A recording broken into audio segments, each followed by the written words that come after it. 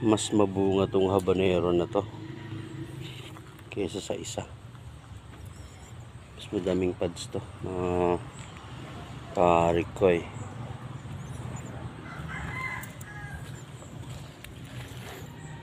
Kabalot lang sa plastic.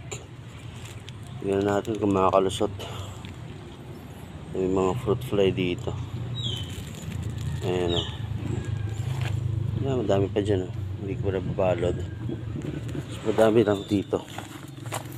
Ayan. Madami siyang bunga kaysa dito sa dalawa.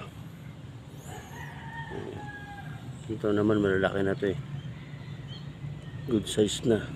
Hintayin na lang natin mahinog. Sa kabila ganito rin.